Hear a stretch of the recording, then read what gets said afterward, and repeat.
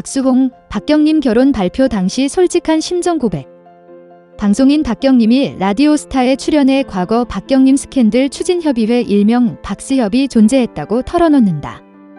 특히 박경림은 박스협의 활약 덕분에 조인성, 차태현, 박효신 등 당대 최고의 스타들과 스캔들이 나섰다며 시대를 앞서간 스캔들 챌린지 정체를 공개해 시선을 강탈할 예정이다.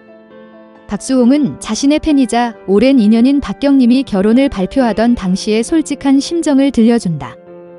오는 7일 방송 예정인 MBC 라디오스타는 방송가를 주름잡던 환상의 짝꿍 주병진호 사연, 박수홍 박경림과 함께하는 전설의 콤비 특집으로 꾸며진다.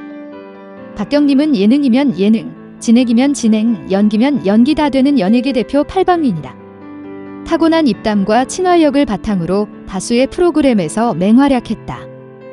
22살이던 2001년에는 여성 예능인 최초로 MBC 방송연예대상을 수상하며 독보적인 인기를 누렸다. 박경림은 큰 사랑을 받았던 당시를 회상하며 박스협 박경림 스캔들 추진협의회의 열혈 응원에 힘입어 당대 최고의 스타였던 조인성, 차태현, 박효신 등과 스캔들이 나섰다고 고백한다. 박경림은 박스협이 나와 남자 스타를 영화관에서 목격했다고 신문사에 앞다퉈 제보했다며 20만 명이 한마음으로 박경림 스캔들 만들기에 열을 올렸던 추억을 소개한다. 이에 애씨들은 요즘 SNS에서 유행하는 챌린지를 떠올리며 시대를 앞서간 스캔들 챌린지였네 라고 감탄한다고 해 박스협의 정체와 그 내막을 궁금하게 한다. 한편 함께 출연한 박스협의 초대 회장이자 박경림의 키다리 아저씨 박수홍은 박경림이 결혼을 발표하던 당시 솔직한 심정을 들려줄 예정이어서 호기심을 자극한다. 박경림 하면 떼놓을 수 없는 박남매 고속도로 테이프 에피소드도 공개돼 추억을 소환한다. 박고태는 박경림과 박수홍 일명 박남매가 가수와 프로듀서로 변신했던 프로젝트.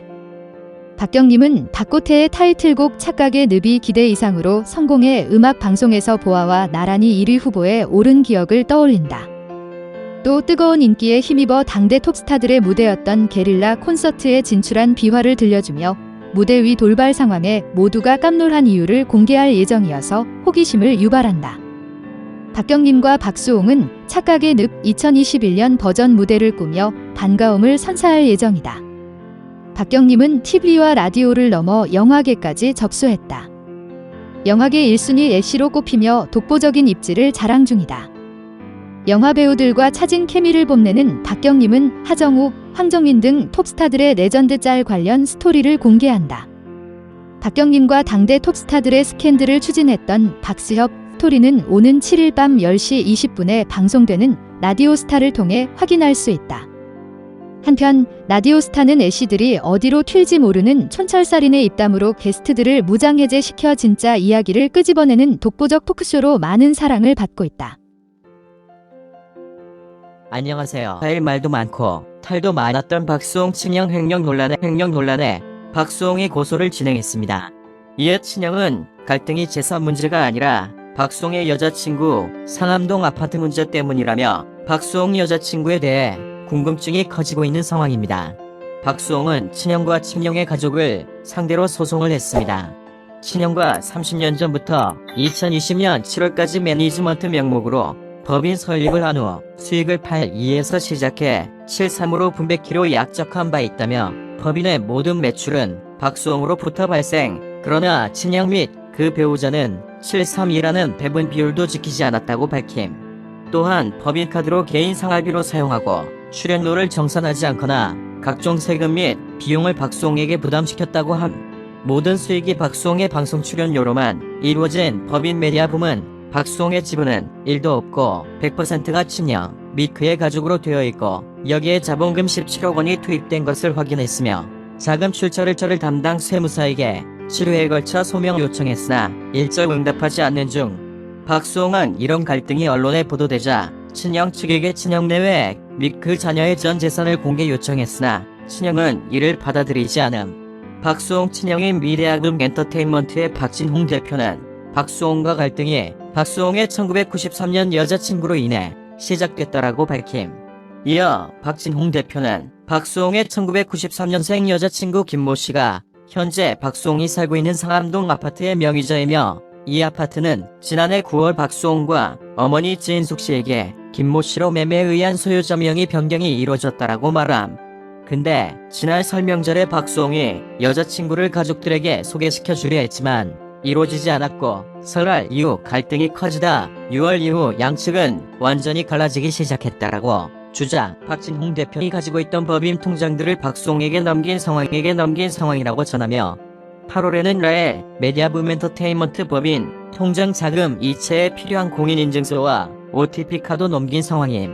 또한 법인 통장들은 법인의 모든 이익잉여금이 담긴 통장으로 만기 2에서 3년의 예금 형태이며 형이 횡령해서 도망갔다고 하는데 박수홍 본인이 라엘 메디아붐 엔터테인먼트 이익잉여금 법인 통장을 다 가지고 있다고 주장.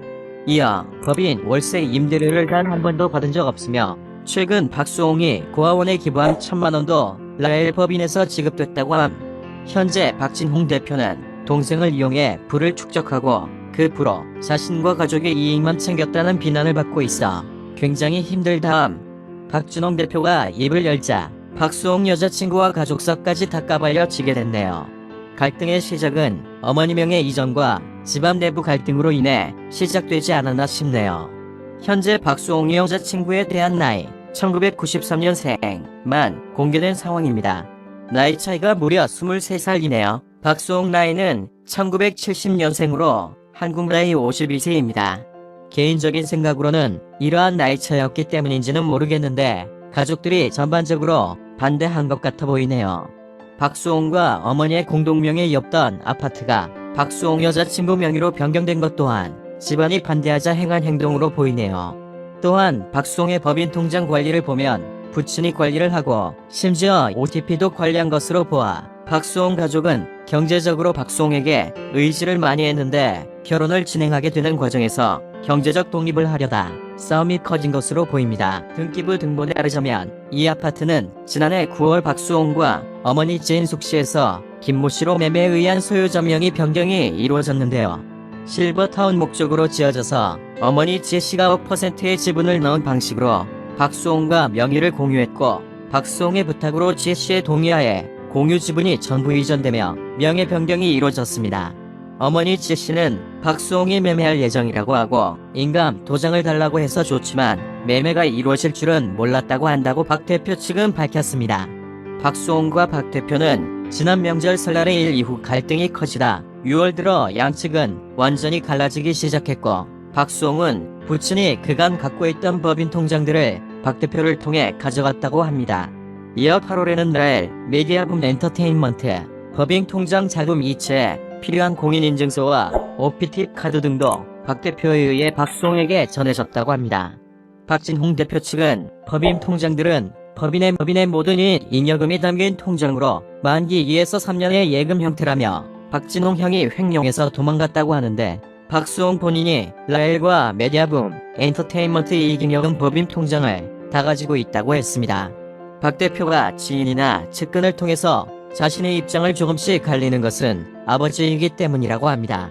형으로서는 참아야 하지만 아버지로서 자신의 자식들에게까지 피해가 가는 건 참을 수 없었다고 합니다. 박 대표의 딸은 이번 일로 학교에서 힘든 상황을 겪고 정신적으로도 치료가 필요한 상태인 것으로 알려졌습니다. 부친 친구의 아들이자 군대 전역했을 때 100만 원이 담긴 봉투를 주며 축하해줬던 소남수가 자신의 아이들을 지칭하며 호요식하는 자식들의 만행이라고 한 것도 박 대표가 적극 대응 고려한 요인 중 하나였다고 지인은 전했습니다. 자신을 비난하는 데는 손원수가 무엇을 알겠나라고 웃어 넘겼지만 자신의 자식들에게 만행이라는 표현까지 써가며 비난하는 데는 도저히 참을 수가 없었다고 하네요. 어머니 제 시장형 박 대표를 만류만 할 수는 없게 됐고 미운 우리 새끼에도 도저히 못 나갈 것 같아 결국 하차를 결심했다고 합니다. 형 얘기를 듣고 있어 보면 방송인 박수홍이 형을 많이 오해하고 있는 부분도 있는가 보다 싶고 양쪽 말을 들어보면 누가 거짓인지 누가 진실인지 감이 잡히지 않네요. 하지만 두 사람 모두 다 너무도 확고한 자기 주관과 억울한 입장이 있고 그 주관의 타협점이 안 보이니 부모에겐 불효겠지만 어떻게든 법정에서의 객관적 분석 판결로 결판을 내지 않으면 평생 갈 싸움이지 않을까 싶습니다. 원만한 해결로 끝이 났으면 하네요.